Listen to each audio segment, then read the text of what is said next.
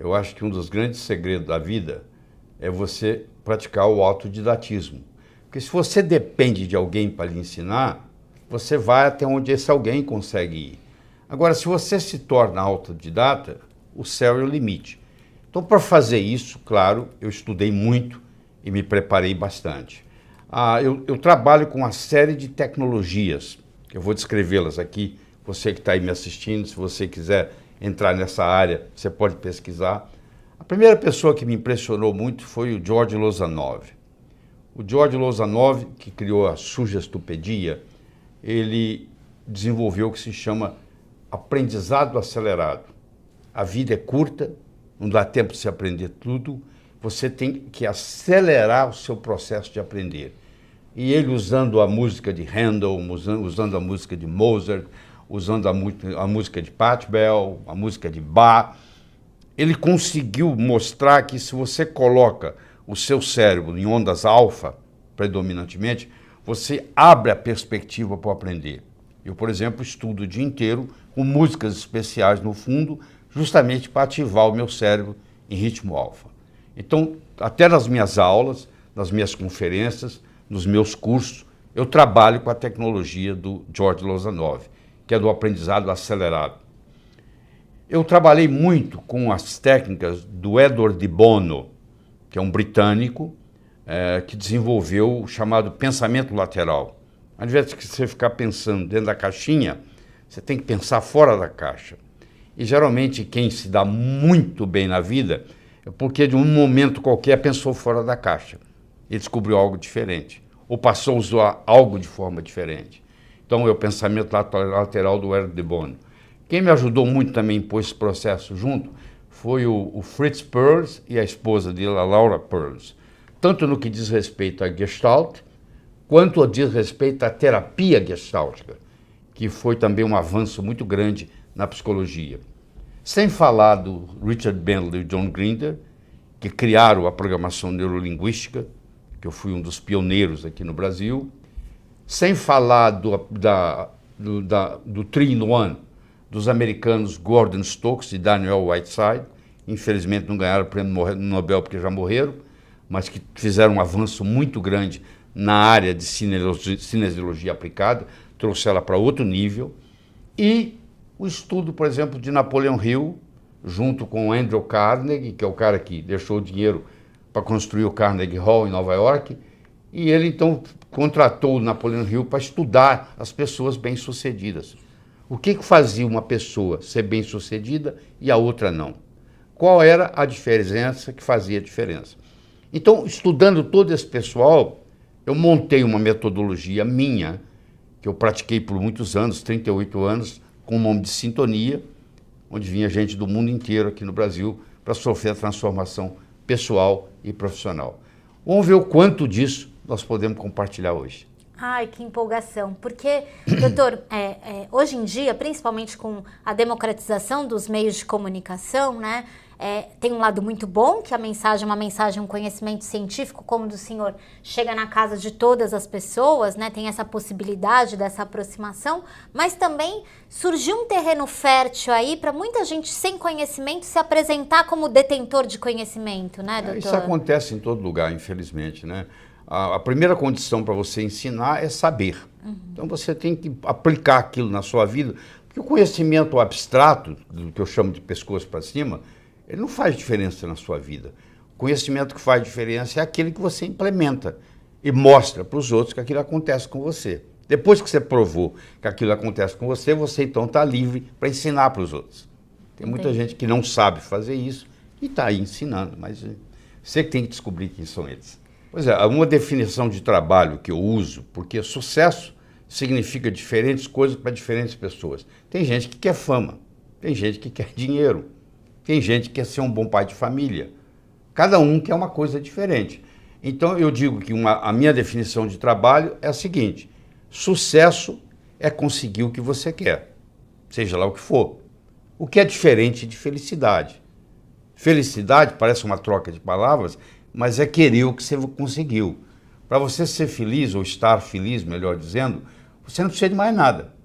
Você precisa aprender a viver o aqui e agora. Mas é interessante, porque Não interessa onde você estiver, é aqui. Não interessa que hora for, é agora.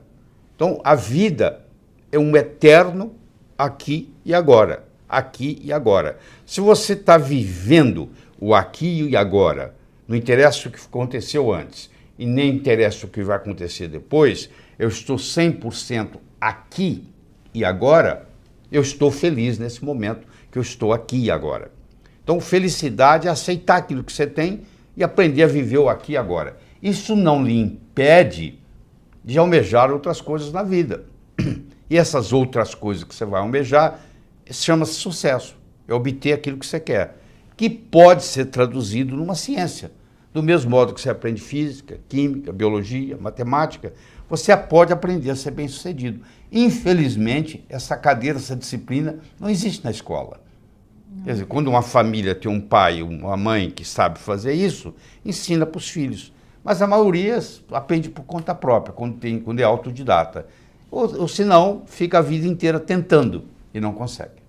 Doutor, só para a gente aproveitar a ocasião, eu tive acesso a uma pesquisa que mostrou que 97%, eu não sei qual foi a metodologia, das pessoas não alcançam as metas que traçaram para aquele ano, né? Então, o que mostra também que as pessoas têm muita dificuldade em realizar aquilo que elas desejam, né, doutor? Muitos têm dificuldade até em escrever o que eles querem, porque muitos pensam assim, mas eu não mereço. Quer dizer, essa parte do merecimento é muito importante. Você tem aquilo que você acha que você merece. Então, olha a sua vida, olha a sua conta bancária, olha a sua família. Isso aí que você merece, que você acha que merece. No momento que você melhora a sua capacidade de merecimento, ou seja, você merece mais, o universo lhe entrega mais. Então isso é muito importante entender. Tem gente que batalha, morre na praia, porque no fim acha que aquilo não pertence àquela pessoa, que não merece aquilo. Então o automerecimento é muito importante. Aí, doutor, para a gente continuar nisso, né? O senhor disse que infelizmente é uma grande verdade, o sucesso não é ensinado, né? A ciência do sucesso não é ensinada. E da mesma forma, o fracasso também pode ser ensinado. O que é o fracasso, doutor? Do ponto de vista psicológico, não existe fracasso, porque fracasso é experiência de vida. Como é que você aprendeu a andar? Você levantou, caiu, levantou, caiu, levantou, caiu, até que um dia você andou. O erro pode ser altamente pedagógico, se você souber usá-lo. Porque o que é ter experiência? É você ter errado muitas vezes, até você atingir aquele nível. O Thomas Edison, que tentou 10.000 vezes para desenvolver a lâmpada incandescente, e um repórter perguntou para ele assim, mas você errou 10.000 vezes? Ele falou, não, eu descobri 10.000 modos que não funcionam. Você entendeu? Até que eu descobri um que funcionasse. Para ele, cada um daqueles já era um a menos, que era para ser eliminado. Então, se você conseguir cair e levantar, o cair, o Nietzsche dizia, aquilo que não me mata, me fortalece. Então, você que está aí me assistindo, que passou por uma situação difícil, e se você sobrepujou isso e está aqui, isso deu para você uma experiência de vida muito grande. Então, aquilo que não lhe mata, ele fortalece. Você saiu daquela experiência, seja ela tão desagradável como foi, você saiu mais forte. Está preparado melhor para a vida. Né? Porque, o que é experiência de vida? É você enfrentar a dificuldade, sobrepujá-la. Mas se você cai e fica caído, aí acabou a história. Doutor, e nesse processo de cair e levantar, né, de você olhar para o erro como um processo, uma oportunidade de aprendizado, os nossos sentidos, os nossos órgãos dos sentidos podem ser bons condutores? A gente pode confiar nos nossos órgãos dos sentidos, doutor? Em geral, não, porque você tem a sensação que você está parada. A Terra gira em torno do Sol a mais de 1.500 km por hora. Em torno dela mesma, rotação. Mais de 1.500 km por hora. Ela gira em torno do Sol mais de 100.000 km por hora. E ela gira em torno da galáxia como um todo a mais de 770.000 km por hora.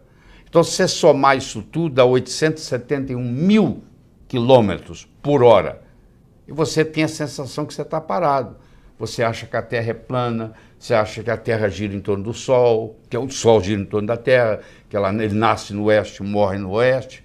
Então, os órgãos do sentido nos enganam muito. Mas não é só isso, não.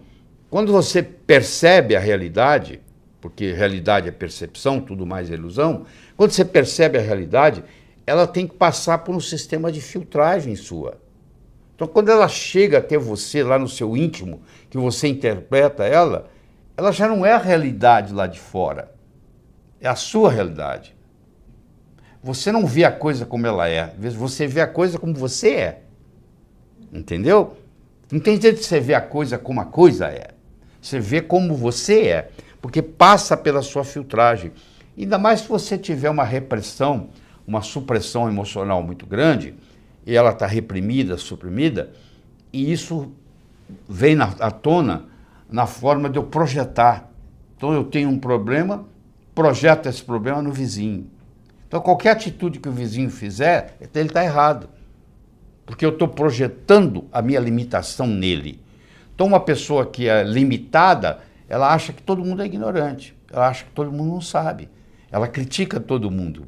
E, na realidade, no fundo, essa pessoa que está criticando todo mundo, ele no fundo, ou ela no fundo, é porque está com a autoestima baixa, entendeu? Então sente a necessidade de ficar criticando os outros. E você vê isso muito na internet, a pessoa perde tempo falando mal do outro. Pô. Você não dá tempo de falar o que você tem que falar, ou preocupar com a vida do outro, pô. Você entendeu? Então você vê gente começando a preocupar muito com a vida dos outros, são pessoas que precisam fazer um trabalho interno. Isso é um empecilho gigantesco para o sucesso, para realizar. Da pessoa, porque fica ali naquela, não sai do lugar, entendeu? Entendi. Nesse ponto, né, doutor, que é uma pergunta que um monte de gente está fazendo, se a gente mesmo, né, pode ser o nosso grande sabotador na hora de encontrar o sucesso, existem ingredientes que compõem esse sucesso? Nós fizemos um estudo, como eu disse, com toda aquela tecnologia, estudando profundamente o que Napoleão Hill levantou e etc., e eu cheguei à conclusão que, do mesmo modo que você não faz um bolo só com farinha, nem só com manteiga, nem só com ovos, cada um desses ingredientes é necessário, porém não suficiente, e eu criei o que eu chamo o bolo do sucesso, onde eu escolhi 6 ingredientes. O primeiro é você ter uma boa autoestima, que funciona como um termostato, nós podemos discutir isso depois. A segunda é a sua capacidade de se comunicar, que é fundamental, principalmente no mundo de hoje, onde a comunicação é talvez o mais importante de tudo no sucesso. Terceiro é a sua capacidade de estabelecer objetivos, criar estratégia, criar táticas para colocar aqueles objetivos e implementá-los. A sua atitude determina a sua altitude na vida, a sua dedicação ao trabalho e a sua ambição saudável. Então são 6 elementos. Ó. A boa autoestima, boa comunicação, saber estabelecer metas, ter uma atitude positiva, dedicação ao trabalho de uma forma inteligente e hoje melhor do que ontem, amanhã melhor do que hoje. O japonês chama de Kaizen, que é melhora contínua. A palavra Kaizen, no Japão, 1945, Hiroshima, Nagasaki, 40% do Japão destruído. Com essa simples filosofia de uma palavra, que é K-A-I-N-Z-E-N, Kaizen, que é melhora contínua, o Japão saiu de lá e hoje ele é o terceiro per capita no mundo, entendeu? Terceiro país mais desenvolvido do mundo, ou seja, está lá no pódio. Saiu de 40% destruído, é um arquipélago com mais de 3 mil ilhas, não é um continente, muito complicado, mas, no entanto, com a filosofia Kaizen, que é melhora contínua, que eu recomendo você adotar isso, eu adotei isso na minha vida, hoje é melhor do que ontem, amanhã é melhor do que hoje, ou seja, cada vez a próxima apresentação vai ser melhor que essa, é assim que a gente faz. Então, com isso aí, e aí você junta esses 6 ingredientes com a pitadinha do que eu chamo a diferença entre o profissional e o amador. O que difere o profissional do amador? Paciência e persistência. Porque o amador, se não der certo, ele chuta o pau da barraca. O profissional sabe que o amanhecer só vem depois da noite ter passado. Que Roma não foi construída em um dia. Então tem que ser de grão em grão a galinha enche o papo. Então tem que ser aos pouquinhos para chegar lá. Então eu coloco esses 6 ingredientes com paciência e persistência, e o resultado só pode ser um: obter aquilo que você quer. Doutor, que aprendizado estamos tendo aqui? Eu acho que a gente vai se aprofundar nesses 6 ingredientes que o senhor falou, mas eu queria pegar o último que o senhor chamou no início de ambição positiva, que aqui cabe bem, o senhor cita com uma certa frequência o filósofo Tim Maia, né, que uma coisa é uma coisa, outra coisa é outra coisa, que as pessoas têm um medo, uma aversão à ambição, como se fosse uma característica muito negativa, né, doutor? Eu estou falando de uma ambição saudável, né? Aquele indivíduo que fala assim, eu não preciso mais de dinheiro. Bom, trabalha para ajudar o próximo, pô. Passa a ganhar para os outros. Porque se o seu vizinho está com problema, o problema é seu também, não é do vizinho. Né? Você vai, na sociedade que nós vivemos, principalmente aqui no Brasil, você tem que fazer a sua parte e a parte dos outros, infelizmente. Você tem que contribuir de uma forma ou de outra, não é só com ideias, mas às vezes mesmo financeiramente. Escolhe instituições de caridade que você acha que vale a pena e faça suas doações, ajudando. Quer dizer, se você já tem dinheiro suficiente, vai canalizar para isso. O Einstein dizia que numa briga entre imaginação e conhecimento, a imaginação sempre ganha. Então, o que é imaginar? É visualizar. Então, é o chamado crer para ver. São Tomé dizia, eu preciso ver para crer. Eu acho que São Tomé estava enganado, desculpe. Porque, na realidade, você tem que crer para ver. Se o John Kennedy não acreditasse que, numa década, ele poderia colocar o homem na Lua, o homem não teria pisado na Lua. Se você for esperar alguém pisar na Lua, para você acreditar que é possível pisar na Lua, não vai ser você que vai chegar lá. Então, se você está esperando acontecer, é outra pessoa que vai realizar. Então, você tem que passar a crer para ver. Você inverte o processo de São Tomé. São Tomé é ver para quê, você é crer para ver. Então, quando eu me mudei para os Estados Unidos, a minha crença era de que em pelo menos 2 anos eu ia começar a dar aula para americanos, de cardiologia. 8 meses que eu estava lá, fiz a minha primeira apresentação em Washington, D.C., no Distrito de Colômbia, para mais de 400 cardiologistas, entendeu? E eu acreditava naquilo, eu estava trabalhando para aquilo, e não levaram 2 anos. Em 8 meses eu estava fazendo isso. Agora, se eu falasse assim, eu não acredito que isso vai acontecer, isso nunca teria acontecido. Você entendeu? Então, essa história de crer para ver parece um jogo de palavras, mas não é não. Você que está investindo, o que você está segurando? Você fala, não acredito, isso é impossível. Impossível alguma coisa que ninguém faz, até que alguém faça. Entendeu? Se fosse assim, todos os recordes foram batidos. A princípio seriam impossíveis, né? E aí vem alguém e bate o recorde, né? E aí vem outro e bate aquele recorde, porque acredita que vai acontecer. Então, se você levar esse pensamento para você, eu vou partir do princípio de crer para ver.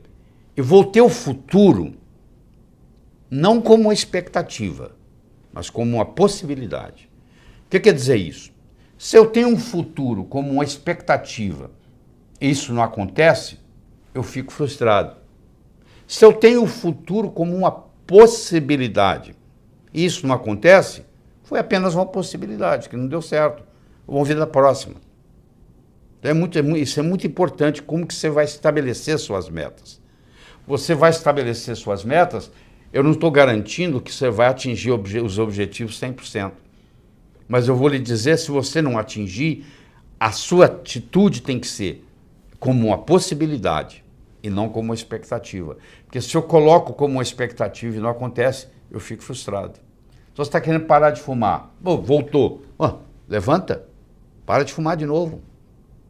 Entendeu? Se você não deu certo. Não deu certo. O Thomas Edison fez 10 mil vezes para descobrir a lâmpada incandescente, pô. Ele testou 10 mil vezes material diferente, até que ele descobriu um. Né? Então, levanta. Doutor, essa questão da visualização, ela é um exercício no sentido de que você precisa treinar, você precisa se esforçar para isso? Fizeram um estudo na Universidade de Yale, no estado de Connecticut, onde eles levaram estudantes para um campo e eles dividiram os estudantes em 3 grupos. Um grupo estava lá com um revólver dando tiro. O outro grupo estava lá mirando com a mão, imaginando que estava dando tiro. E o outro grupo ficava lá conversando fiado, pelo mesmo tempo. 20 minutos por dia, 5 vezes por semana, durante 6 semanas. 6 semanas depois, eles retestaram para ver quanto que eles tinham evoluído. Aqueles que usaram o revólver melhoraram 83%. Aqueles que usaram o dedo melhoraram 82%. E aqueles que ficaram lá conversando não melhoraram nada. Mostrando que o revólver era apenas um instrumento para manter a sua mente fixa. Você não precisaria do revólver, teoricamente. Você precisaria da imaginação. Pôr a imaginação para funcionar. Você entendeu? Mas isso não se aplica só lá. Aplica em tudo na vida. Você vai fazer vestibular, você tem que imaginar que você está lá fazendo a prova e indo bem. Porque senão, se você não fizer isso, você chega lá no dia e se amarela. Quantas pessoas não passam no vestibular porque deu nervoso na hora? O emocional é muito importante. Você quer ver? Eu vou provar para você isso aqui. Olha, eu vou pegar uma tábua de 40 centímetros de largura, de 12 metros de comprimento. Vou colocar ela num galpão, no chão. E vou pedir você que está aí nos assistindo para caminhar na tábua de uma extremidade para outra. Grandes coisas. A tábua está lá no chão, ela tem 40 centímetros, cabe bem o seu pé, 40 centímetros de largura. Você anda na tábua para lá, para cá, para lá, para cá. Eu vou pegar essa tábua, vou colocar entre 2 postes de 15 metros de altura. E vou pedir você para ir de um lado para o outro. É a mesma tábua. Tem a mesma largura, 40 centímetros. Tem o mesmo comprimento, 12 metros. O que aconteceu agora? Você não andou nela lá no chão? Então, capacidade física para andar na tábua você tem, porque você andou lá no chão. Mas na hora que ela sobe, o que acontece? Entra um componente emocional. Ih, eu vou escorregar, ih, eu vou cair, ih, eu vou machucar. Entra uma conversa dentro da sua cabeça, que nós chamamos de self-talk, e essa conversa, infelizmente, é uma conversa negativa. Ao invés de ser uma conversa assim, ó, é igual estar no chão, pode ir que você vai se dar bem, não sei o quê. Só que não é assim. Ela vem, ó, você vai escorregar, você vai cair. Aí você começa a tremer. Conclusão, de cada 10 pessoas, 9 não andam. Você entendeu? Estou te mostrando que não tem nada a ver com a parte física. Estou mostrando que tem a ver com o psicológico. Quando eu começo a trabalhar com a imaginação, com a visualização, eu vou me preparando para andar na tábua quando ela está lá em cima. Porque uma coisa é você fazer prova no cursinho, outra coisa é você ir para o Enem. O Enem, a tábua está lá em cima aquele dia. Então, você pode saber no cursinho, você faz a prova, tira 10. Você vai no Enem, você é reprovado, porque lá a tábua subiu. Tem a parte emocional. Mas isso não aplica só lá. Isso aplica em qualquer coisa na vida. Então, você saber controlar esse emocional faz toda a diferença. Já vimos aqui, né, que a visualização é uma das técnicas, né? E me parece aqui, falando um pouco, que quando o senhor diz de emocional, né, o senhor disse até que um dos ingredientes da questão do bolo do sucesso é a autoestima. Amor próprio é a chave, doutor? Você não pode ofertar aquilo que você não tem. Se você não tem dinheiro, como é que você vai doar dinheiro para alguém? Se você não tem comunicação, como é que você vai se comunicar com o outro? Você só pode dar aquilo que você tem. Agora eu lhe pergunto, se você não tem amor próprio, como é que você pode gostar dos outros? Se você não gosta nem de você. Não é estranho isso? Muito estranho. Então, o número 1 é você. Ó. Primeiro você cuida de você. Você já viu no avião? Lá vem a aeromoça lá e fala assim, ó, se por um acaso cair a concentração de oxigênio na cabine, vai cair uma máscara. Se você está com a criança, você faz o seguinte, você primeiro põe em você, para depois cuidar da criança. Ou seja, let me be a better me for me, and I'll be a better me for you. Deixa eu ser uma pessoa melhor para mim, eu serei uma pessoa melhor para você. Você entendeu? Então, eu só posso dar para você amor se eu tiver amor próprio. Então, eu tenho que aprender a gostar de mim mesmo. Porque é interessante, se eu gosto de mim mesmo, eu nunca vou me sentir sozinho. Eu tenho eu como companhia. Se eu gosto de mim, eu vou querer ficar comigo. Eu não tenho essa história. Aí a pessoa, mas como é que você não tem solidão? A solidão é você, aquele que não fez amizade com si mesmo. Tem gente que quer fugir, mora sozinho e quer fugir de casa. É verdade, doutor. E tem uma relação também com a questão do merecimento que o senhor estava falando há pouco, né? Quando você gosta de si, você também se acha um merecedor daquilo que você deseja, né, doutor? Mas você vê que interessante, ó. Você, para ser médico, você tem que fazer medicina. Você, para ser engenheiro, você tem que fazer engenharia. Você, para ser advogado, você tem que fazer direito, passar na OAB, etc. e tal. Você, para ser pai ou mãe, você só precisa copular. É só ter relação sexual que as crianças nascem. Então, o seu pai não fez curso para ser pai, a sua mãe não fez curso para ser mãe. Então, o seu pai e a sua mãe, na melhor das intenções, cometeram muitos erros com você. Como os pais cometeram com eles. Como você comete com seus filhos.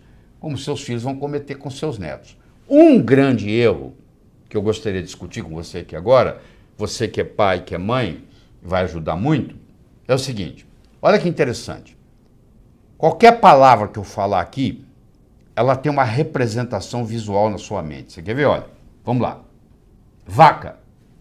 Olha, veio uma vaca na sua mente, não veio? Tá bom. Vamos lá. Porta. Olha aí. Veio uma porta na sua mente, não veio? Caneta. Veio uma caneta na sua mente. Agora, olha que interessante. Olha o que vai acontecer na sua mente agora. Olha. Não. Veio um vazio, não veio? Não existe uma representação visual para a palavra não na sua mente. Se eu falar assim com você, ó, não pense azul, o que você está pensando? Não pense numa maçã, nem com casca, nem sem casca, nem verde, nem madura. Você está pensando em quê? Olha que interessante. Quando eu falo a palavra não, o que vem depois do não é que interessa. Não perturbe a sua irmãzinha. Eu já falei com esse menino 1000 vezes e continua perturbando. Você está mandando ele perturbar. Mas como é que eu vou educar meu filho? Você vai falar para o seu filho o que você gostaria que ele fizesse. O que você quer que esse menino faça? Eu quero que ele trate bem a irmã. Só você fala com ele assim, meu filho, trate bem a sua irmãzinha. Você tem que falar o que você quer e não o que você não quer. Você olha isso, eu gosto muito de MMA, eu vejo o treinador que é bom, o treinador que é ruim. O treinador que não sabe isso, ele fala assim, ó, não deixa a sua cara na reta. Não deixa, o que você vai deixar? A cara na reta. Você entendeu? Então, eles fizeram um estudo, mostraram que uma criança de 8 anos recebeu, durante a vida, até então, mais ou menos 100 mil nãos. Não faça isso, não faça aquilo, não faça aquilo. E isso tudo está comprometendo, porque como o não tem uma representação visual na mente, acontece o que vem depois do não. Então você que é pai e mãe, deixa eu lhe dar uma dica. Toda vez que você tiver para falar não, você pensa 2 vezes. Você fala assim, mas o que eu quero? Não assista a televisão antes do jantar. O que você quer que ele faça? Brinque lá fora. Brinque lá fora antes do jantar. Só assim que você educa. Você não consegue educar uma criança com não.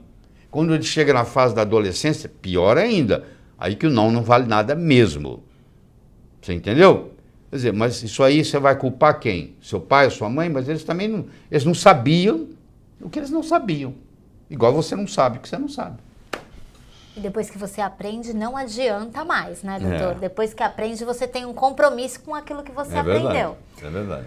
Doutor, isso de certa forma, na infância e na vida adulta, quando nos tornamos adultos, ouvimos muitos nãos também e a gente fala para si próprio muitos nãos também. Isso, a conversa que você tem com você mesmo é muito importante, chama self-talk.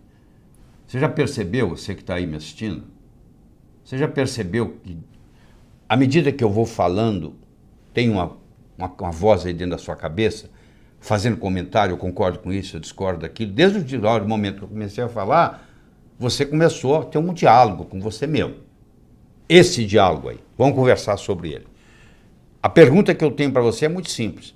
Esse diálogo interno que você tem, ele é seu amigo ou seu inimigo?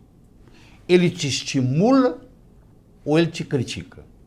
Porque tem gente que tem um crítico dentro da cabeça, o tempo todo, criticando. Pode ser a voz da mãe, pode ser a voz do pai, pode ser a própria voz, mas é uma voz que está com você, não interessa onde você vai, é você prestando conta para você mesmo. Então você tem que fazer um cancela e aprender a tratar você com amor. Você cuidando de você, que se você não cuidar de você, quem vai cuidar de você? Você que vai cuidar de você. Então você tem que aprender a se comunicar com você mesmo. Essa comunicação interna, ela te traz tranquilidade. Enquanto você estiver criticando você mesmo, não tem jeito. Tem gente que está sempre pondo alguma coisa na lista para fazer, não acaba. Essa lista nunca acaba, não tem hora, é a lista, mas é o próximo, é o próximo, é o próximo. Você entendeu? Então, a comunicação com si mesmo faz uma grande diferença no sucesso. Pelo contrário, sabe o que vai acontecer? Você vai ter sucesso, mas você não vai ser bem sucedido, que não é a mesma coisa. Eu posso ser um grande cantor ou um grande jogador de futebol. Eu posso ter sucesso, mas não significa que eu sou bem sucedido. Como é que está a minha vida familiar, minha vida social, como é que está a minha saúde, como é que está a minha vida espiritual. Ser bem sucedido é muito diferente de ter sucesso. Você pode ter sucesso numa coisa, mas aos 40 anos de idade você está infartado. Será que valeu a pena? Não é isso que eu estou discutindo aqui. Eu estou discutindo é você ser bem sucedido, que é muito mais do que simplesmente ter sucesso. Doutor, muitas pessoas, né, pedindo ajuda para esse processo, como fazer, e falando um pouco, que eu não sei se é sobre isso, né? Falando um pouco assim, de crenças limitadoras, falando de inconsciente. Esse self-talk que o senhor falou, essa conversa consigo mesmo, isso é o inconsciente ou não? O que é o inconsciente? Isso vem das suas crenças. Uma crença, uma vez estabelecida, tem como função única e exclusiva se perpetuar. Olha que forte é isso. Uma crença, uma vez estabelecida, tem como função única e exclusiva se perpetuar. Tanto é que na última discussão que você teve, quem é que estava certo? Claro que é você. O outro que estava errado. Aliás, sempre o outro está errado, você já percebeu isso? Porque você está discutindo do ponto de vista da sua crença. Aí não te falei? Aí não te falei? A crença tem que falar assim, se você pisar, se você estiver menstruada e pisar no chão frio, você vai gripar. Aí você, tá vendo aí? Gripei. Se você acreditar que vai gripar mesmo. Se você achar que uma rajada de vento te gripa, eu fico imaginando o cara que mora lá no deserto, que está no oásis, com aquelas rajadas de vento 24 horas por dia, ia viver gripado. Mas lá ele não tem essa crença, porque lá não dá para ter essa crença. Ele não viveria. Então a crença, ela pode ser limitante. O que é evoluir? Você está aqui para evoluir? É por isso que você está aqui sentado, me assistindo hoje. Evoluir significa atualizar suas crenças. Quando você tinha 7 anos, a sua mãe falava assim, meu filho, minha filha, não atravesse a rua sozinho. Era muito válido, porque você podia morrer atropelado. Hoje você tem 35. Você chama sua mãe para atravessar a rua? Não. Você atravessa a rua sozinho. Você já se livrou daquela crença.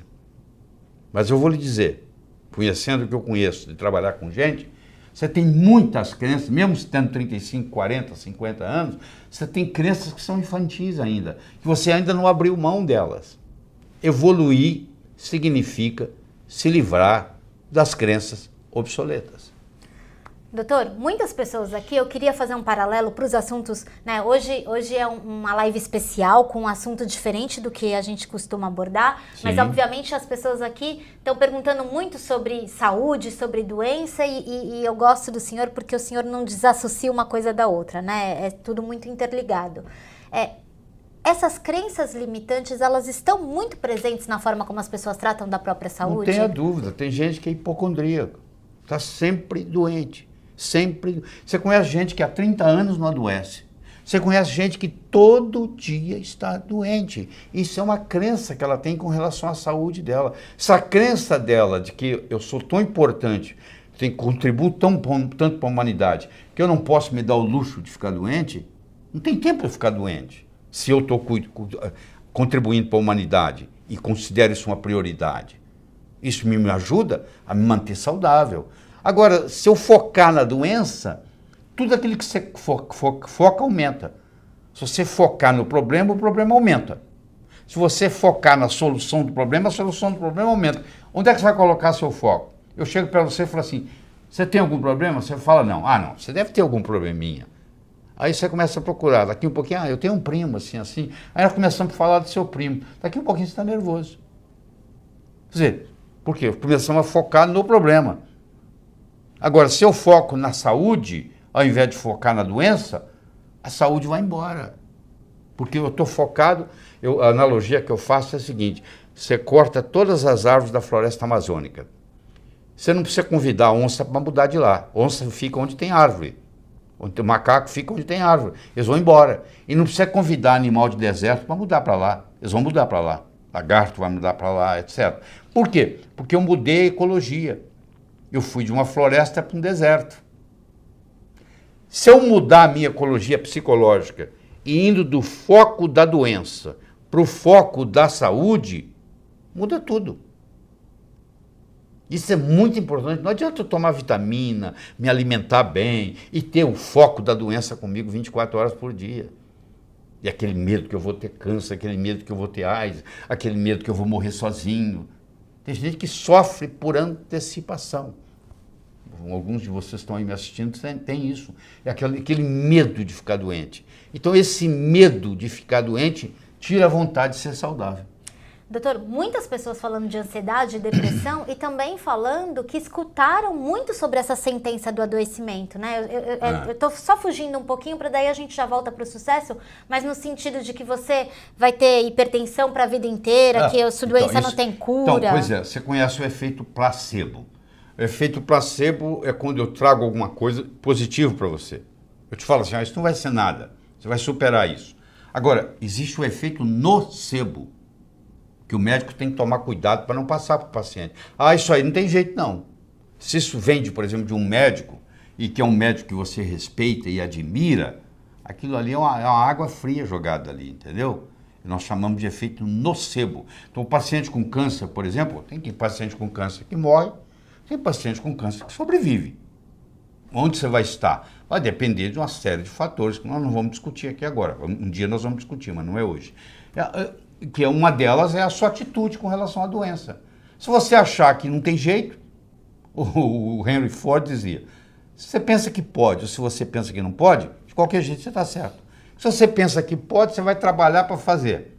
Se você pensa que não pode, você vai chutar o pau da barraca. Não interessa. Se você falar que pode ou falar que não pode, do jeito que você pensar, você está certo.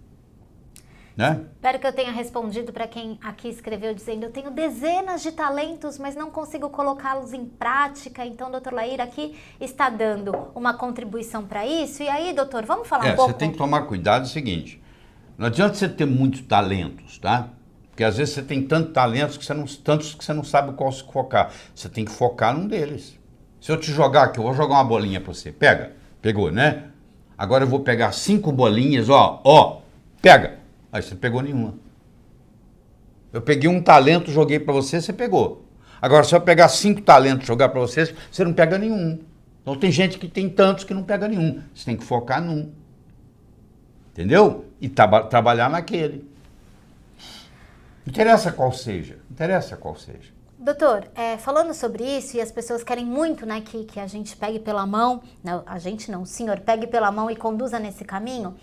O senhor falou que um dos ingredientes para o sucesso é a questão da autoestima, né? O senhor falou, e o senhor comparou a um termostato, né? É assim, o termômetro mede a temperatura da sala. Eu chego aqui, está 21 graus Celsius. É a temperatura da sala. Agora, isso é o termômetro. Agora, se eu colocar aqui um termostato e colocar 15 graus, mesmo que lá fora esteja 30, aqui dentro vai estar 15. Porque o termostato vai baixar a temperatura ou subir, de acordo com onde eu coloco a temperatura.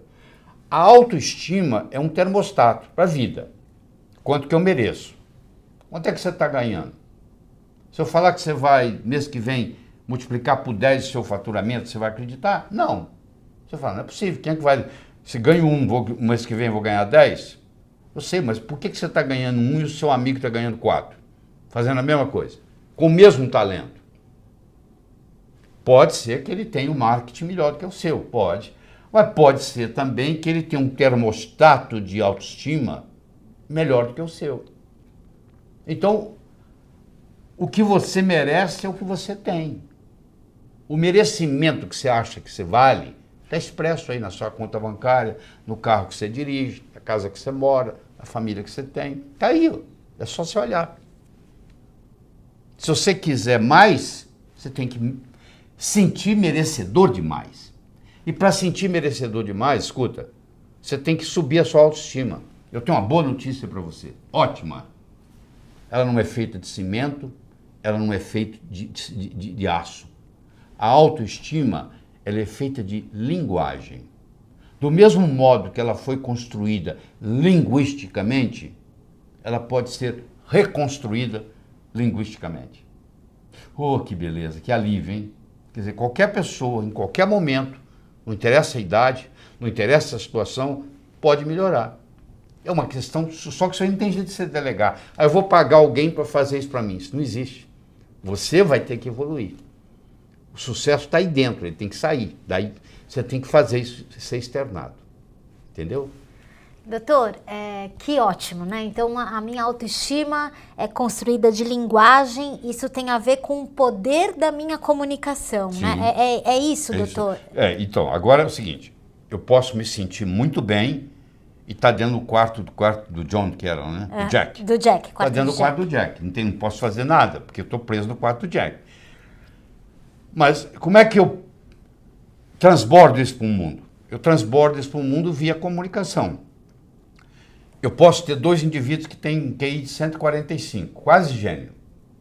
Um está muito bem na vida e o outro está desempregado no quarto do Jack. Você vai ver a diferença, um se comunica bem e o outro não dá nem bom dia para o vizinho.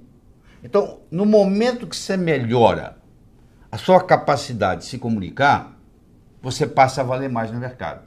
Essa é a realidade. É assim, ó. A sua vida, ela é um equilíbrio entre a razão e a emoção. Se você é só razão, você é um robô. Se você é só emoção, é um caos total. Certo? Então, um passarinho para voar não precisa de duas asas? Você nunca viu um passarinho voando com asa só.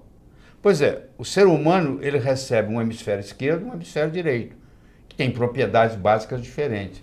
No hemisfério esquerdo predomina a razão e no hemisfério direito predomina a emoção e é a porta de entrada para o inconsciente. Na escola, você aprende muito sobre a parte esquerda do hemisfério. Você aprende matemática, você aprende português, você aprende inglês, você aprende geografia. Tudo isso é parte esquerda do cérebro. Agora, a imaginação, a visualização, a emoção, tudo está do lado direito. Que você brincando, enquanto você brinca, por isso que é importante a criança ter a fase de brincar, você está desenvolvendo essa parte direita. Só que chega lá na frente, o que acontece? Você vai ter as pessoas que predominam no hemisfério esquerdo, eles são quase igual robôs, e você vai ter as pessoas caóticas que predominam no hemisfério direito, como é o cantor, como é o artista, como é o pintor, que desenvolve tanto direito que se não tiver um empresário não vai para frente, que eu posso contratar. Eu posso ter um hemisfério direito desenvolvido, ter uma criatividade muito grande, mas eu sou desorganizado, eu sou caótico. O que eu faço? Eu contrato um secretário, uma secretária, que vai administrar essa parte para mim. Contrato um empresário que vai cuidar dos meus shows. Então, eu deleguei aquela parte totalmente, eu não sei de nada. Onde é que eu vou estar hoje à noite? Fala que estou aqui. Me leva lá. Me põe no palco, que eu canto. Você entendeu? Agora, o ideal é você não precisar de empresário. É você mesmo administrar a sua vida. E para isso você vai ter que trabalhar tanto com o seu hemisfério esquerdo quanto o direito. Entendeu? Então você tem que ver qual é o seu ponto forte. Se é mais esquerdo ou mais direito. Bom, se você é mais esquerdo, provavelmente você vai ganhar dinheiro numa profissão mais de esquerdo. Mas isso não quer dizer que você não possa desenvolver o seu direito como hobby. E aí, à medida que você vai fazendo isso, você vai equilibrando o processo. Tá? Então esse equilíbrio é muito importante. E o senhor já falou sobre a importância de escrever metas, né? Escrever pode ser um processo que ajuda, doutor? Eles fizeram um trabalho em Harvard em 1953. Eles pegaram todos os formandos da Universidade de Harvard e perguntaram para eles assim, o que você vai fazer nos próximos 6 meses, próximo ano, próximos 5 anos, próximos 10 anos, próximos 15 anos, próximos 20 anos. A grande maioria, como acontece aqui no Brasil, não tinha nada por escrito. Não tinha nada, não tinha nenhum. Ah, não sei, eu vou ver o que vai acontecer. Eu vou deixar a vida me levar. Né? Mas 3% daqueles estudantes, eles tinham por escrito o que eles iam fazer com 6 meses, com 1 ano, com 5, com 10, com 15, com 20 anos de formado. Em 1973, eles pegaram aqueles que ainda estavam vivos e fizeram uma avaliação. Então, aquele grupo que tinha por escrito era 3%. Valia mais do que os 97% junto em todos os aspectos. Então, eles viram se a inteligência era diferente? Não. O background familiar era diferente? Não. Tudo era igual. As notas que tirava na escola, a única diferença que fazia diferença é que eles tinham por escrito. Então, os nossos, por isso que a empresa multinacional, ela pega os objetivos do ano que vem e coloca até setembro por escrito. Tem que estar ali no papel. Aquilo tem que ser recordado com frequência. Você tem que colocar ali e você tem que datar. Como é que você transforma um sonho em uma meta?